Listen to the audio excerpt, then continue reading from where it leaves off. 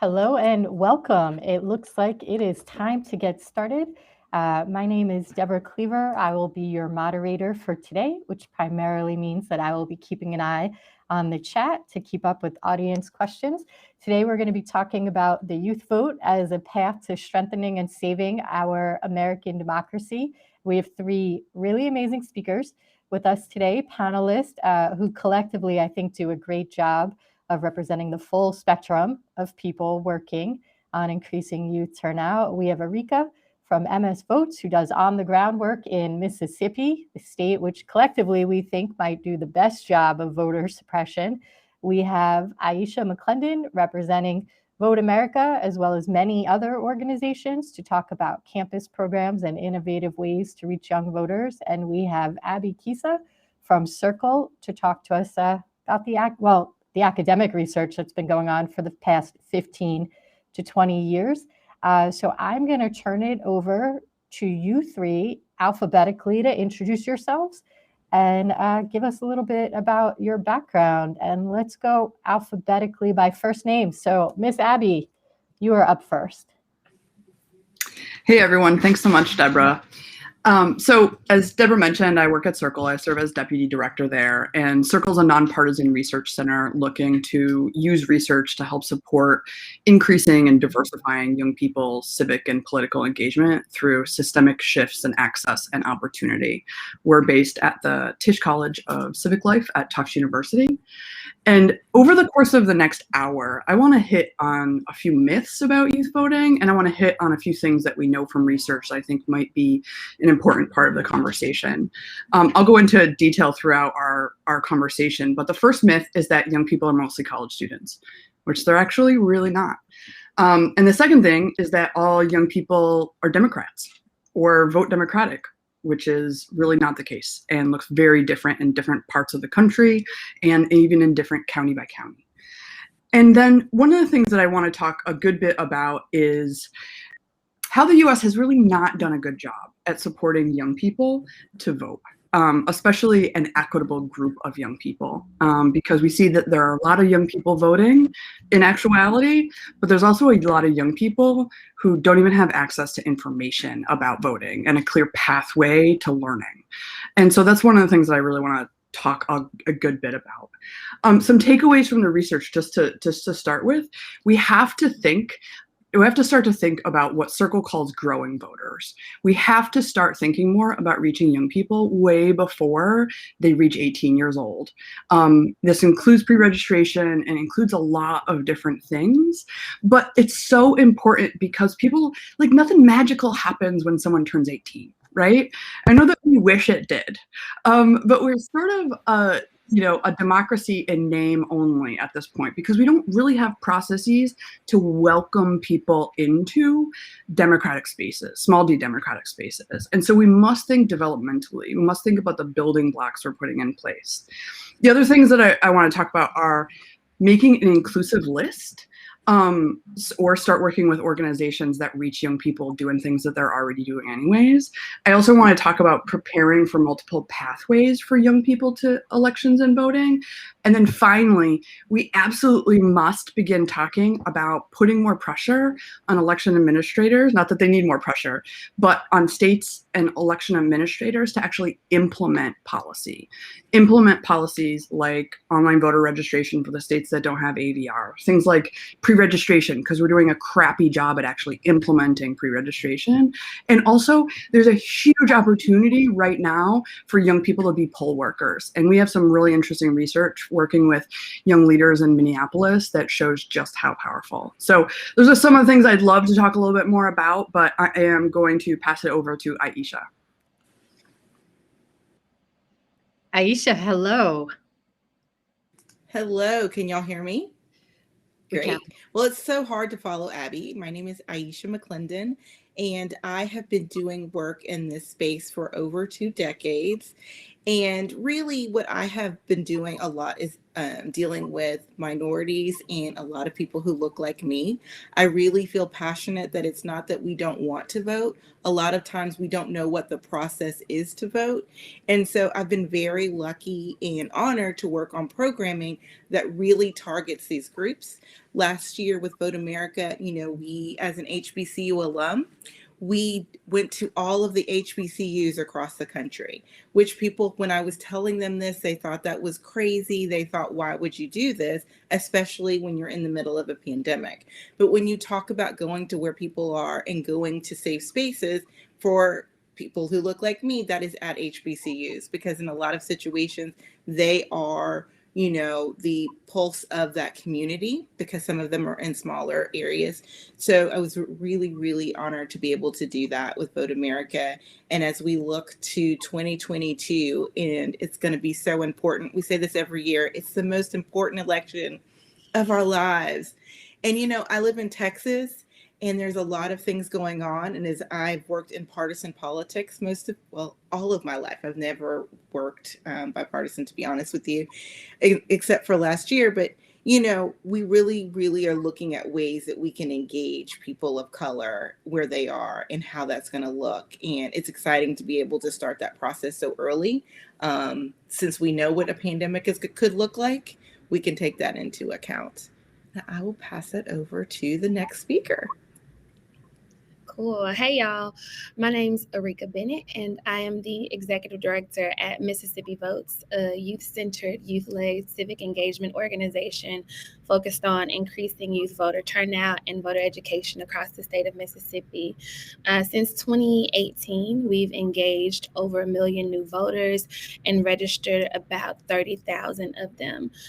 So Mississippi Votes was birthed out of necessity, right? In 2016, we began this journey of researching voting trends in our state and trying to understand the gaps in voter engagement throughout the state of Mississippi.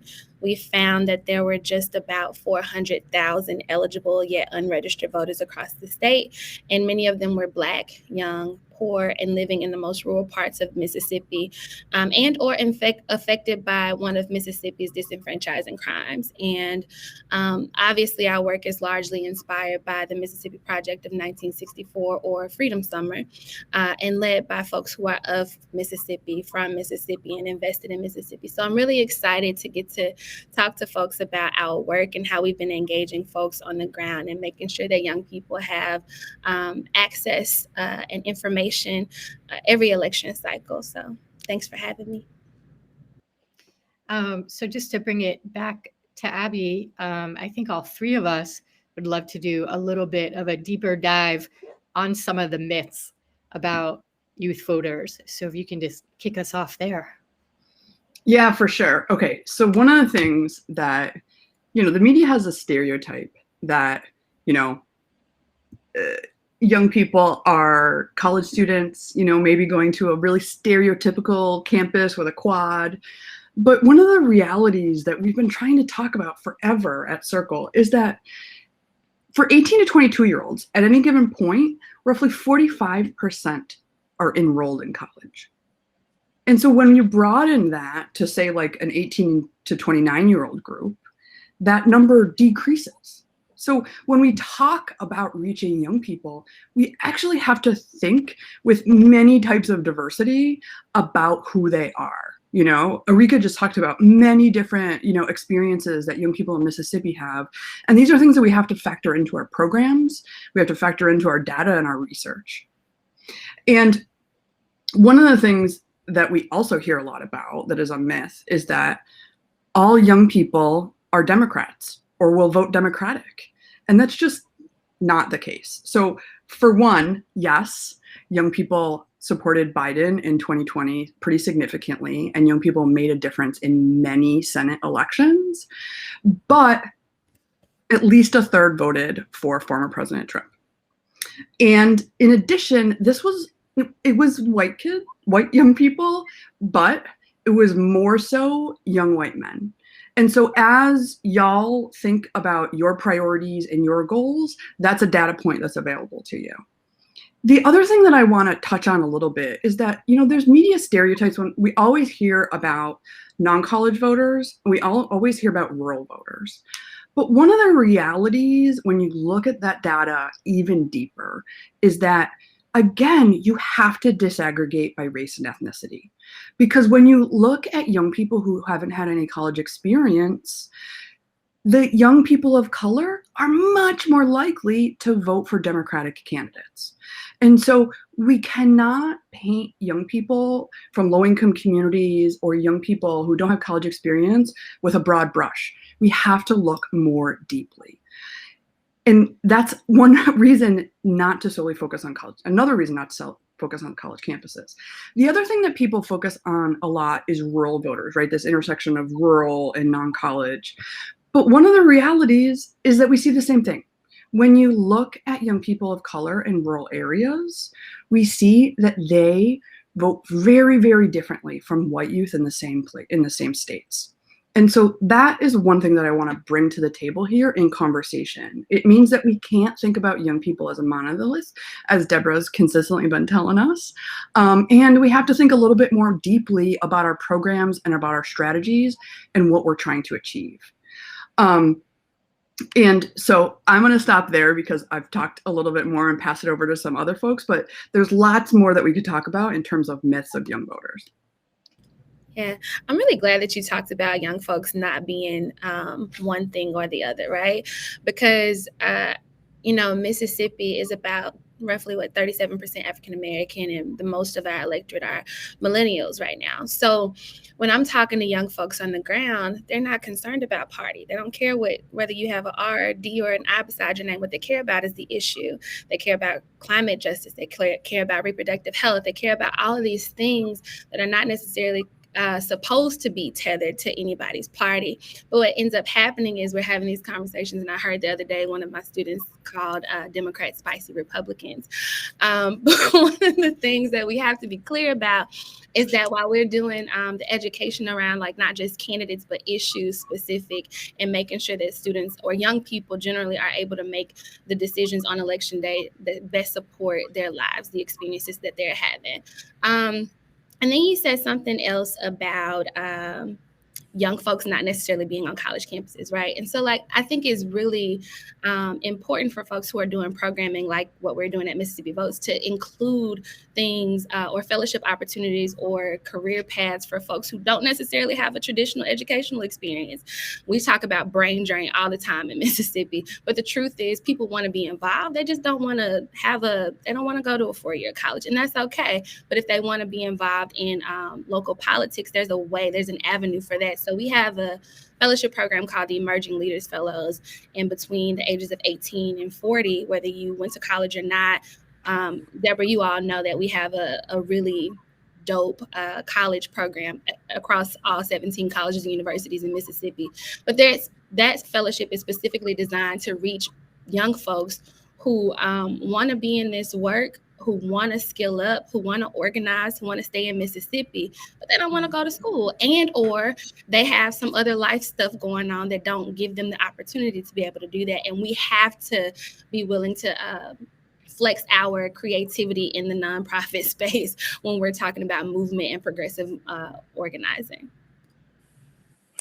And I want to talk a little bit about when you're on college campuses and making sure that you don't just make it about just the students on the campus. Because when I go to Alabama, to Tuskegee, the whole college is some way intertwined with that school. And I think a lot of people who come into these areas and they're like, oh, we do a college program. And they think the college program is so amazing. Oh, but we only service if you are a student. Well, that doesn't actually help the community that you're going into. You're actually stopping a lot of people and kind of turning people away that they know where these things are. They go to this campus every day. They just aren't enrolled. And so I think that when we, and another thing that Deborah and I used to joke about all the time is you go on a campus and you have a clipboard and you're like, oh, I'm going to sign you up to do these things, and nobody ever comes back. And how effective is that? And what are you actually asking them to do? I think that we're in a great space where we can really think through what a good program looks like and know that it doesn't have to be the same way it was when I started doing this work 20 years ago, because things are so different. I don't think I had a cell phone in college, honestly.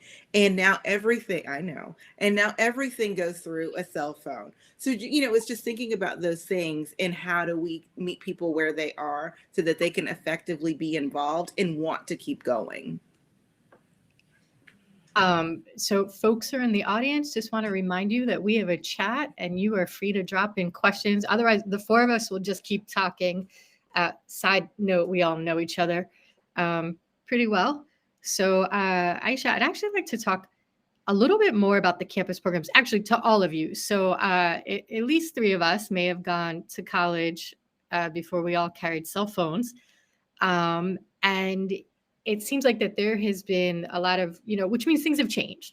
We have a lot of opportunities. We have a lot of tactics that weren't available to us 20 years ago. And I would love to hear from all three of you, either about the tactics that you see that are working right now or tactics that you would like to see us explore more, because we do not need to use 1996 technology going into the 2022 elections.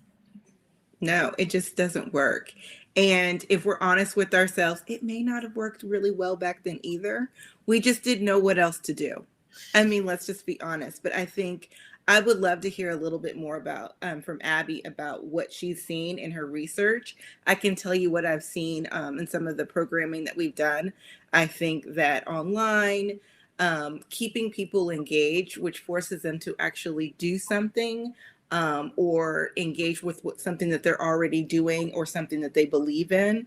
If there's an issue or legislation, that always goes further. People have to believe in something now. Not that we didn't believe in things then, but I do think that they have to have a tie. There has to be some tie, and just being a Democrat is no longer just the only thing that will get people to move. But I want to hear from Abby because she has all the smart things, all the. Well, I don't believe that. I'm gonna pass it over to you, Arika, after this. So a few things that I would just point out. I mean, I mentioned thinking about a ladder, right? And that's one thing that, we know from research on youth civic and political development that you need a pathway of building blocks for people, right? People don't usually jump from being totally disengaged to being a super voter in a year, right? I mean, there are probably some exceptions, but usually there's a lot of different experiences that play into that journey and that trajectory. And so when people are building programs, we really need to be thinking, who are your audience? What stage of engagement are they at? Do they get progressive jargon? How do you need to talk to them?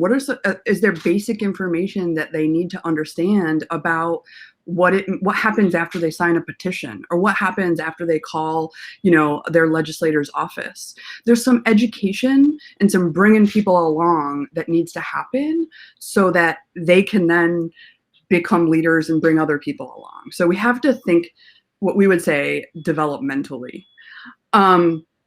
The other thing that I think that we need to be thinking about is that there's some young people that really do turn out to vote. And that when we look at differences in turnout, we see very different things amongst young people. So you may see that one number, 50% of young people turned out to vote in 2020, which was an absolutely gigantic jump of 11 points from 2016. That's Circle's estimate. But that looked very different state by state. That looked very, very different county by county. And one of the things that we see is that, young people of color have been gaining on white youth. Black youth have been leading, right? And sometimes, just right under white youth. But when it comes to turnout, we still have processes and systems that reinforce political inequality. And we need to address that. And it's not just us that needs to address that. It is pushing on some of our quote unquote civic institutions so they can do better. The other thing that I want to just throw out there, and I know that this is hard, But I want to throw out there that we might need to start thinking beyond one cycle at a time. And this is one of the things why, like I'm excited to be talking to Vote America about Future Voter, because this, it's not about usually one election by one election for at least for us, because we're looking at shifting these institutions that purportedly are supposed to be developing voters and facilitating small d democratic practice, but they're not. And so we have to think, what are we trying to move each election cycle, right? And as we're talking about youth development, we're talking about the relationships we're developing, right? Like all the relationships that Arika mentioned, the Mississippi Votes folks have with young people, with those fellows, those are really important.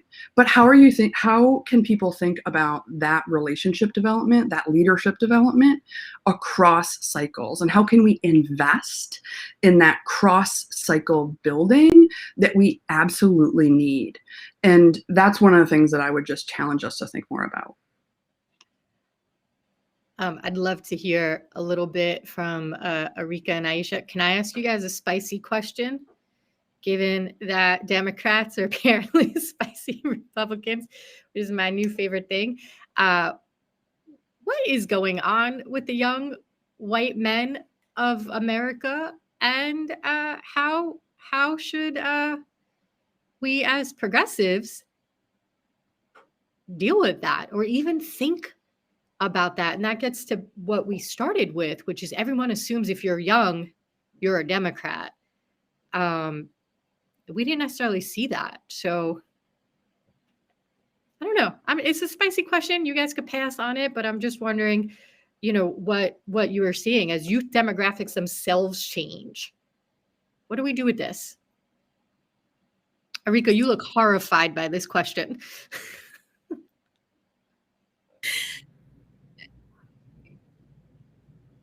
Yeah, I am.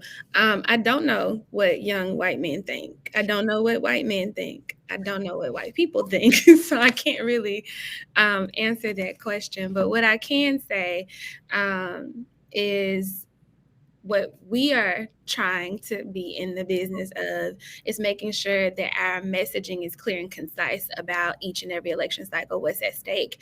And we're using all of these different tactics to make sure that people's access is amplified, right?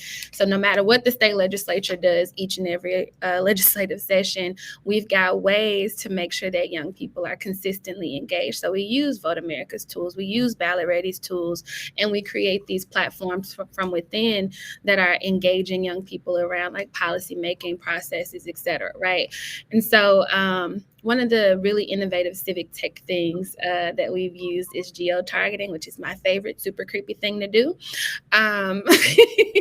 Because we get to like capture all of, where you are within a specific geographic region and give you our information no matter what you're doing, whether you're on Instagram, Twitter, Facebook, or whatever. We are not the feds, but we do want you to engage with our stuff, right?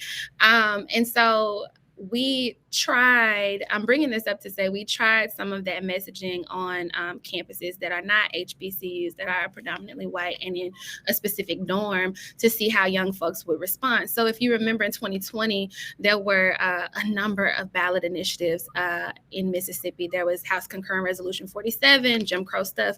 There was also the removal of the Confederate flag and medical marijuana, right? So when you look at the issues, is what I was saying earlier, when people are like talking about the issues, there was a poll about how people felt.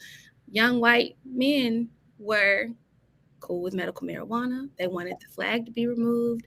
All of these progressive things, but if you attach a party to it, then they have a different conversation about how they feel about public education and access to abortion.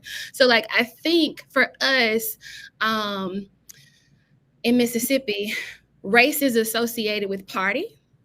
And so when you think about the racial polarization of like how Mississippi generally is set up since 1890 or before time, you get those same type of implications each and every election cycle, no matter like what. So if Democrats are saying one thing, white folks are voting a certain way, even though, particularly around public education. So white folks want public education in Mississippi, but they don't necessarily want Black folks to have it. And so when you package it in a way where Black folks are like leading this messaging campaign around one specific thing, then it becomes partisan. So like, I don't actually know how folks are thinking. That's a complicated way to say I don't know.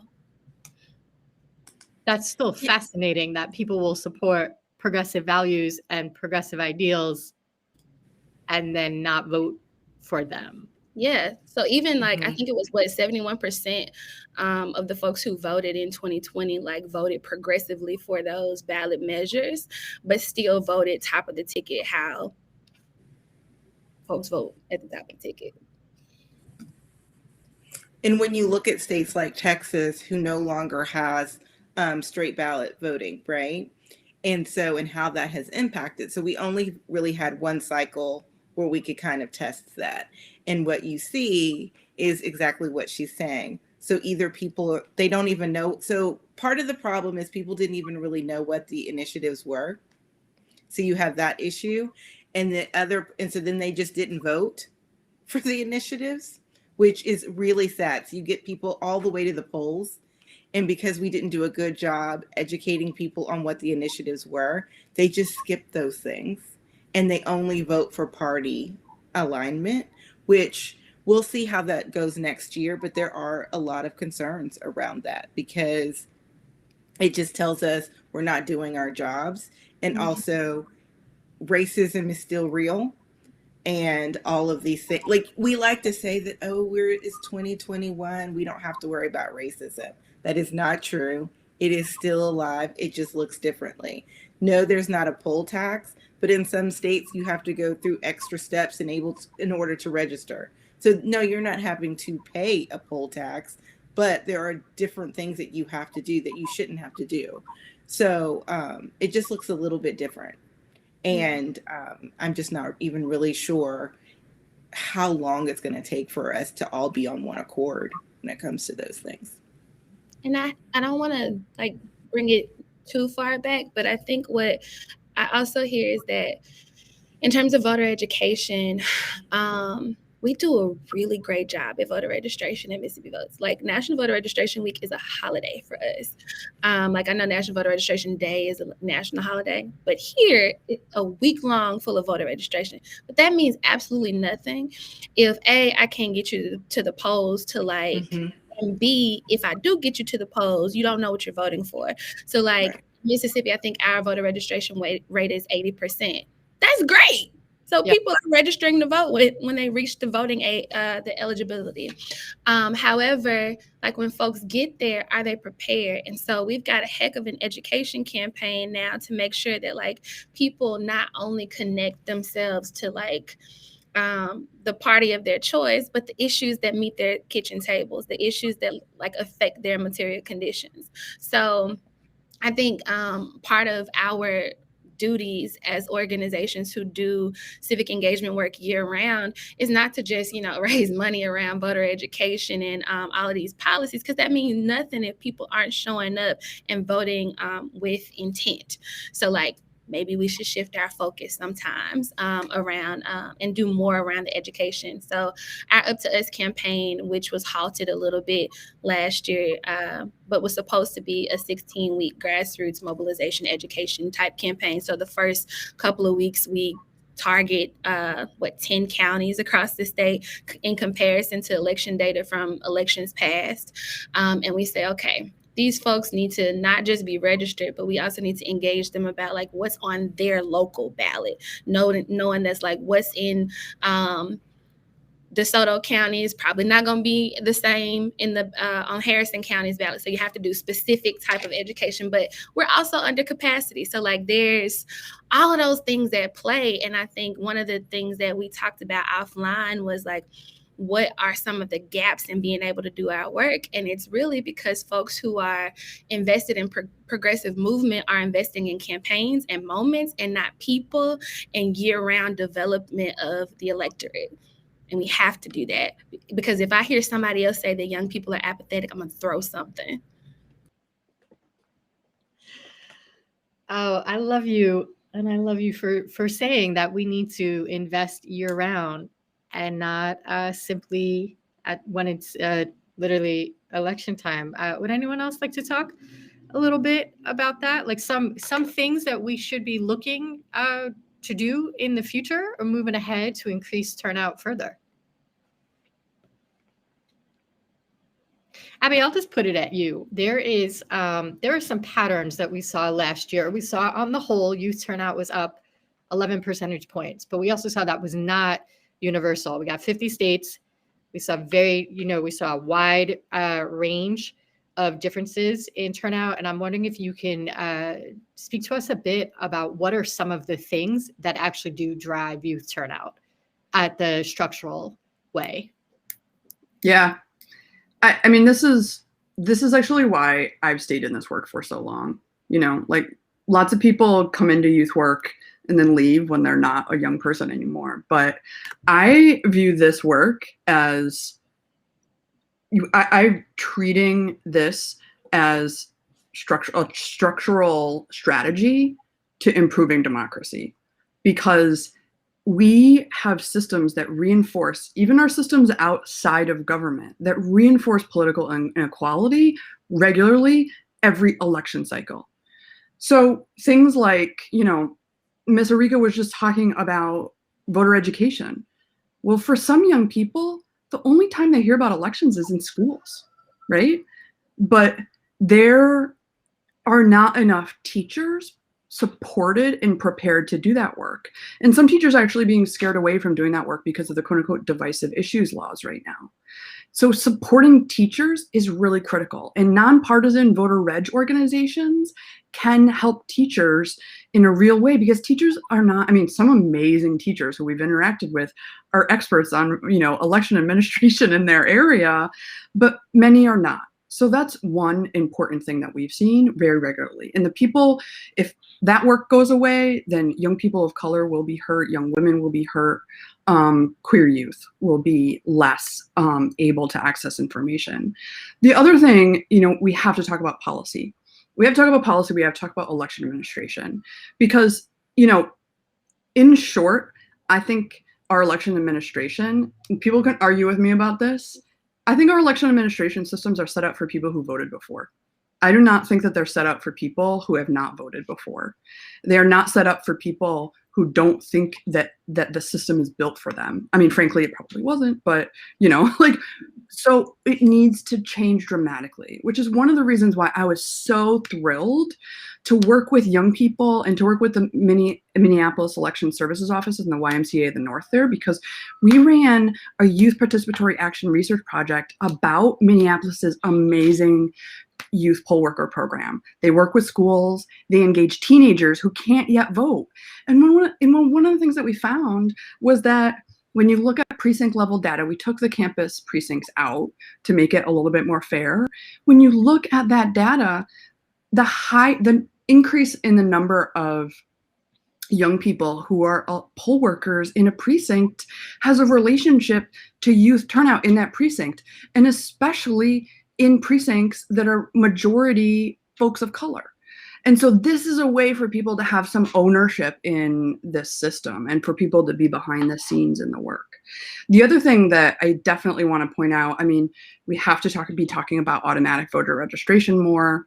And we should be talking a heck of a lot more about pre-registration in manifesting the possibilities of that. Young people, there's so many states where 16, 17-year-olds can be poll workers. There's so many states where pre-registration can happen, but it is not implemented. So we need more models for what that looks like coming from election administration offices, what that looks like from schools. I could go on and on and on, but I'm just going to stop there because I know other folks have things to say about that.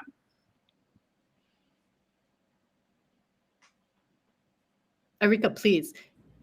I was like, Abby, you're so brilliant. as Abby was talking, I was thinking about voter education, but also we don't have that in Mississippi.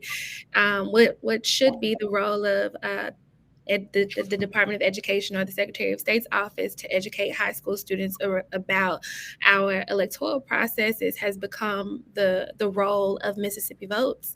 Our Youth Advisory Council is made up of high school students across the state, and we basically stipend teachers to teach civics. And we shouldn't have to do that. But also, like, you know, that's a real gap. And I think part of, everything Abby said, I don't want to like echo too much because like it's redundant, but that's a reality in some places, particularly states in the Deep South like Louisiana and Florida. We have a question from the audience. Mona, hello. Mona is curious if youth criminal justice issues have come up in your civic engagement work, and if so, how you've addressed them.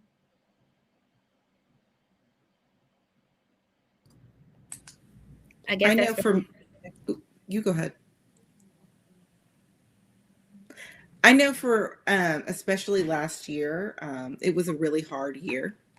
And I think that some people were surprised at how engaged even people who were not of color were about the issues that were going on. I think for me, I think that you just have to address it head on, and you have to talk about the legislation that could have impacted some of the outcomes of some of the things that happened. I'll be interested to see how that worked in Mississippi.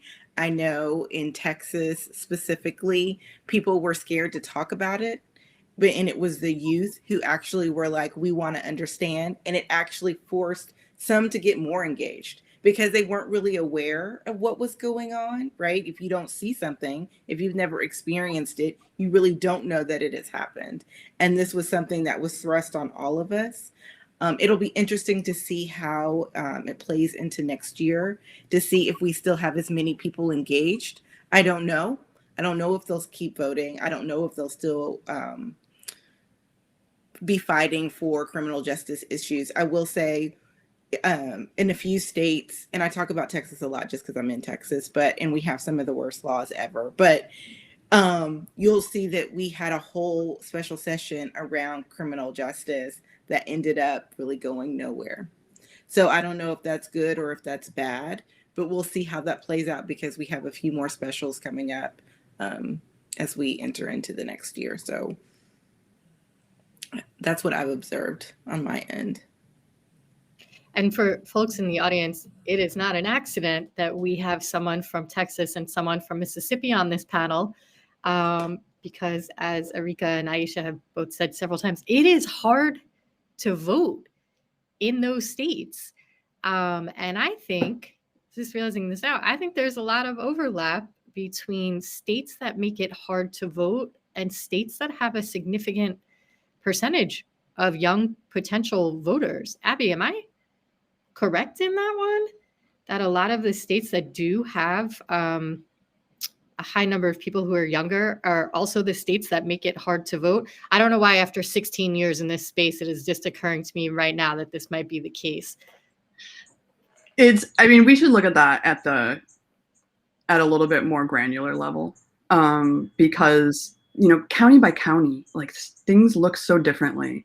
And election administrators, the state level is one thing, right? That's really important, but there's a lot of discretionary decisions that election administrators make that I think are important here as well. Alaska is, in my experience, is always the state with the highest proportion of young people. So yeah, I know. But I just want to throw that out there. It kind of is a wrench, but we should look at that more.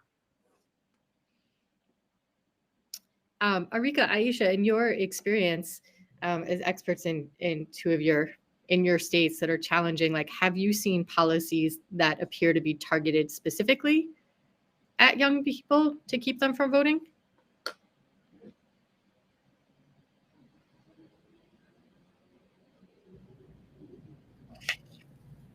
Just a lot of blocking of progressive or modern election legislation, nothing that comes from the legislature, right? So for about 4.5 years, we've been putting forth a legislative agenda that supports online voter registration, automatic voter registration, electronic absentee voting for college students, and all of it's gotten shot down, and we've had to do more defense in the legislature than anything. So we hadn't really developed a full, robust plan to advocate fully for those modernization pieces, because like even though they like never leave the committee, there are other bills that are leaving that we have to like stop. So there was a bill last year that was that didn't make any sense. A lot of them make no sense about about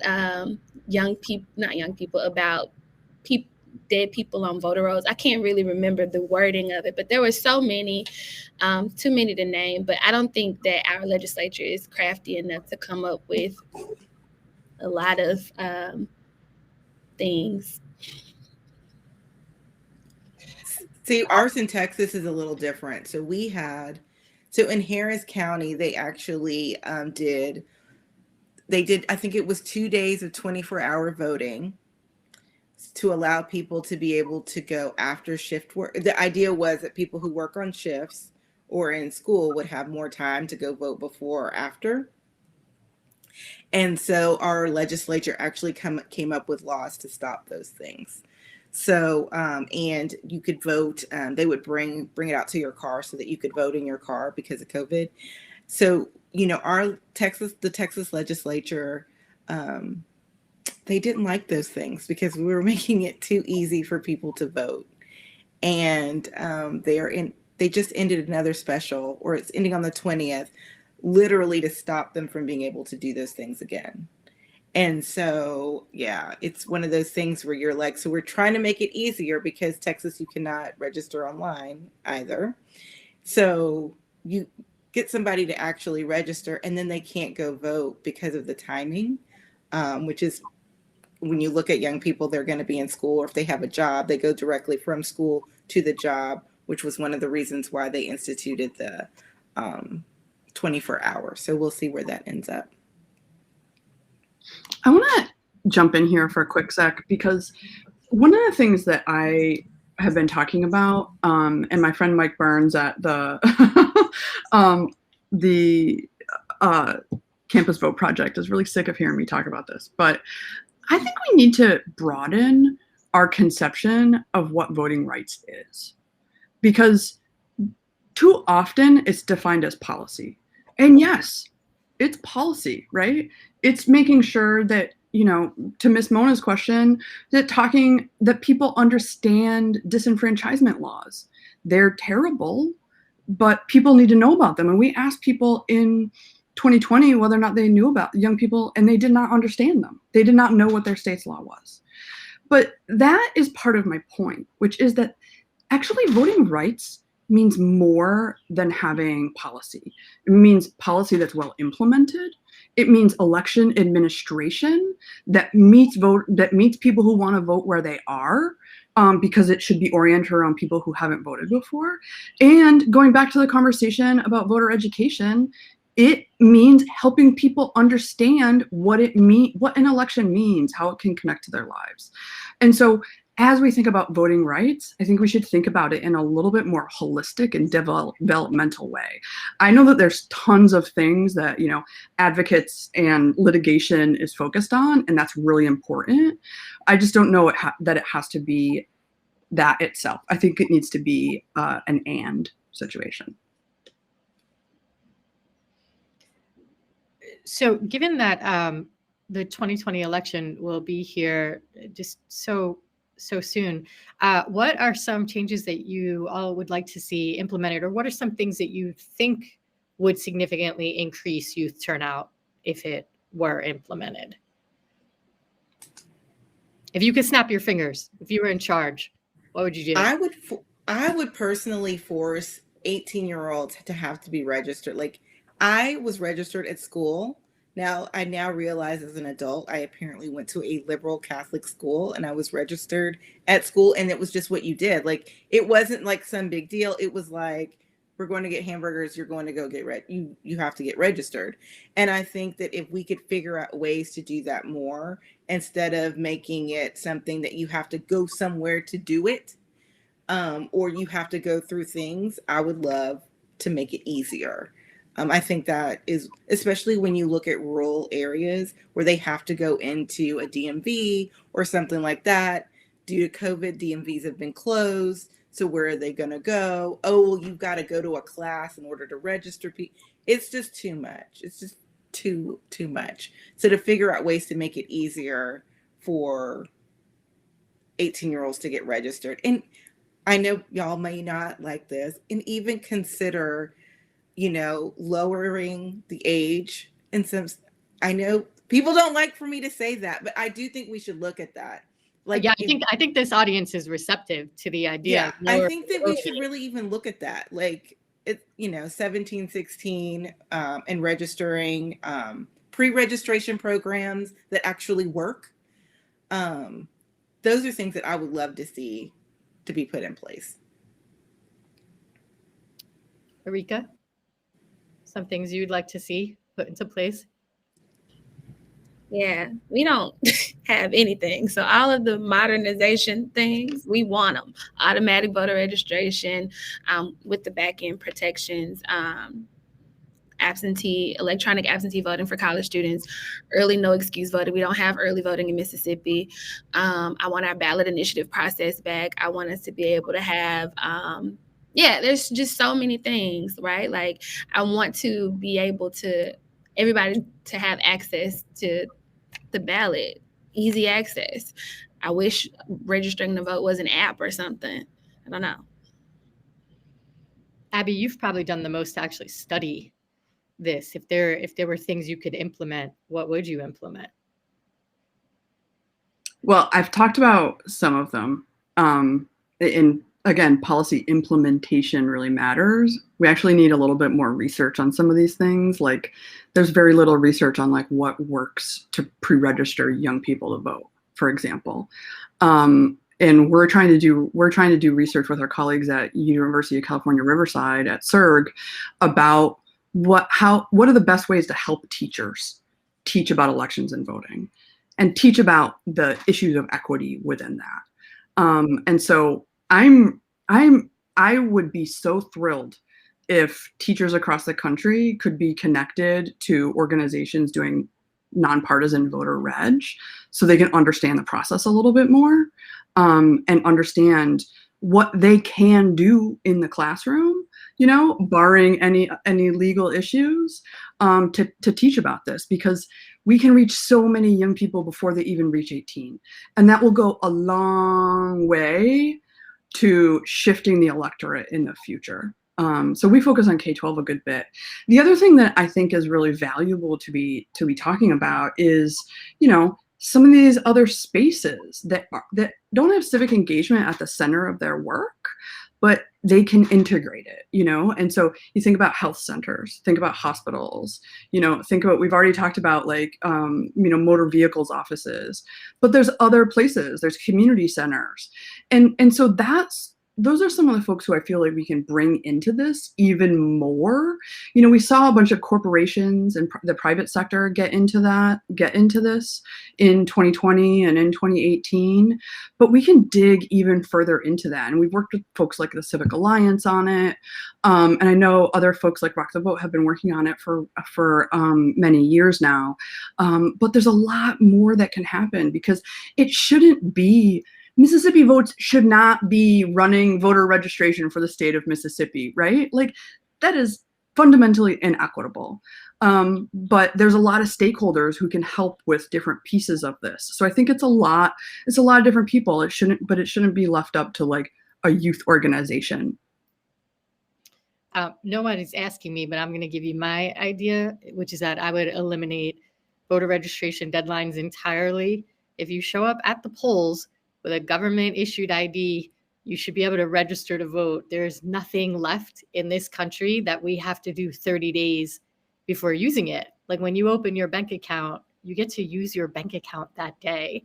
And that is the one thing that I would absolutely implement. I would eliminate voter registration deadlines, and I would happily swap voter ID for it. I think that far more people would be enfranchised by being able to register and vote at the polls than disenfranchised by voter ID laws. I'm pretty sure there's data to back that up. We have a few minutes left. We have a question from the audience. Jeff asks us or states that the gaps in education and outreach by officials are not accidental. They are quite literally part of the GOP strategy. What are your thoughts on how do we overcome these laws and political actions that really exist for partisan advantage? If you have thoughts about that. I know at least some of you have done partisan work, Aisha. Well, yes, I'm pretty partisan. I think that we've got to fight the laws, which means that we need to have better relationships with our legislators. People forget that our legislators were elected. It is not something that they're just supposed to think that they're just supposed to have.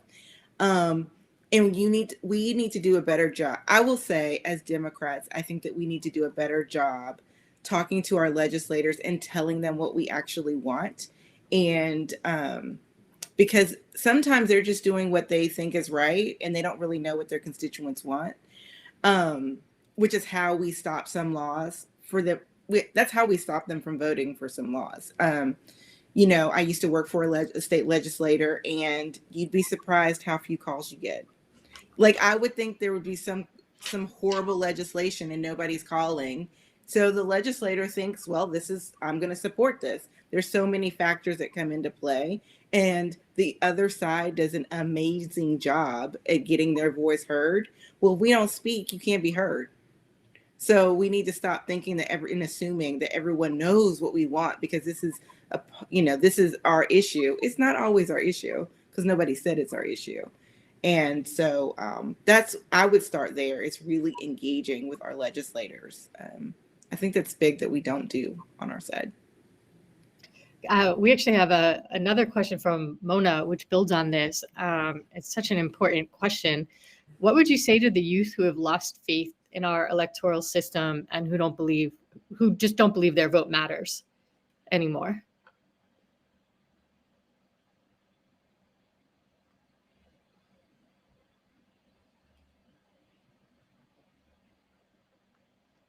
If you guys don't answer, I'm going to answer. Arika? Oh, man. There's such it's an interesting question, because I always tell young people the truth. So I've been clear for quite some time that electoral processes, electoral politics is a way. It's not the way, but it's a way. And for me as a Black woman, thinking about and growing up in Mississippi and thinking about some of the conversations I've had with folks like Jessica Bird from 3 Point Strategies, shout out to her. I think about like Black liberation being a North Star, right? And so if Black liberation is our North Star, then electoral justice is a lighthouse on the way there. So I try to tell young people the full truth. Like, this system is broken. Sure. It doesn't work all the time. It's designed to leave folks who look like me, who have similar experiences as folks who live and call Mississippi home, out, right? By design. However, the more we participate in this process, the more time, according to James Baldwin, the more time we can borrow to envision something different. And the more time we can continue to push and push and push on what could be possible for our electoral practices, or what could be beyond, the systems that we're currently in. So I think we've seen time and time again that it works, and it can work, right? When it's done correctly, especially when young people show up in record numbers like they did here in Mississippi in 2018 for a midterm election. When young people make up their minds about the trajectory of our democracy and what they feel like is their generational mission at the polls on election days, shit changes. And so young people made a conscious decision in 2020 about a lot of stuff in Mississippi, across the country. And things changed. Historically, that has been the case. And I hate beating people over the head with history, but like, that's true. And so for Mississippi Votes and the young people who work here, we hold clear the mission and the vision of Freedom Summer. And we hold clear the direction of our elders. And we know that, you know, if not us, then who? In each and every election cycle, every time we register somebody, every time a first-time voter or somebody who's been disenfranchised gets their voting rights back, we get a little bit more energy. So give us some time. Let us be patient. We know it's possible. Look at Georgia, right? So that's all. That was such a good answer. Does anyone have anything to add to that? No way. Okay, we are at the 5-minute mark. So 5-minute mark, going to hand it over to the panelists. What have you wanted to say that you haven't had a chance to say yet? What have I not said? You know, I think that I'm really honored and blessed to be able to be in this space and to do this work. And it's not always easy. But you also get to see sometimes the fruits of your labor when you don't even expect it. And so I think that as people are out there and they're, you know, not feeling as good as they possibly can, and they're struggling because there's some legislation, there's something that didn't happen, know that things can change. And you have an opportunity to help that change. And I think that, for me, is what keeps me going when you haven't had any sleep and when you're exhausted. And I think that's what kept me doing this for 25 years, right? Is you just keep believing and you keep knowing that there's going to be some things that are happening, and also believing the best in people. And if you keep believing that, you won't be as let down when things don't always go exactly how you thought they would. Yeah. I want to just remind people we have to think about growing voters. We have to think about starting before 18, and we have to know who we're working with. You know, like Arika is an expert in what's happening with youth in Mississippi, right? That program should be informed by young people, right? And the specific young people like in a community, right? So young people are a giant asset to everything that we've talked about today, for policy reform, for bringing out more young people, for building messages, for building programs. And that is something that we embed in all of our thinking and try to embed in as much research as we can, which is the actual experiences and voices and leadership of young people. And so I think if folks are building program, you got to think about, where are the young people at who I'm building this program for, build the program with, right? Instead, we're trying to challenge ourselves on that and hope other people will too. Yeah. My last thing is, don't make Mississippi a footnote in how we dream of progressive movement across this country, because it was here where a lot of the stuff that people are implementing in their civic organizations learned how to fight. And if we keep Mississippi at the bottom and continue to like make us an afterthought without understanding that the liberation of, or the electoral progression of the rest of the country is dependent and intertwined with like all of the Deep South, then we're going to keep losing. So, and young people, obviously, right? Like, invest in them. I would like to change my own answer about what I would change, because I think about this occasionally. I think Mississippi should be the first primary instead of Iowa. It's far more diverse. It is just as inexpensive a media market, so lesser known candidates can make some traction. And I think a lot of the issues that the modern Democratic Party is really fighting for, you see in play in Mississippi. So Arika, I know you have a full docket right now. I just think that we should add that to the Mississippi Votes docket. I think Mississippi should be the first primary, and I would think that would have an amazing impact. on the Democratic Party if they had to go to an actually diverse state to have the first primary. I'm willing to work on that. I'm willing to start a new org.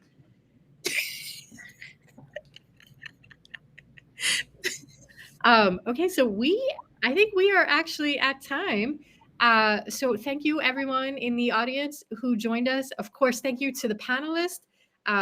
Always such a privilege to get to see you three and talk to you about what is going on. And if anyone in the audience has questions, we are all very easy to find. I believe we have all filled out our bios. And if not, we are definitely on the internet. But please don't be strangers. We have a lot of work and we got a midterm election coming. Thank you so much, everybody. Yeah, I don't know how to end this thing, so.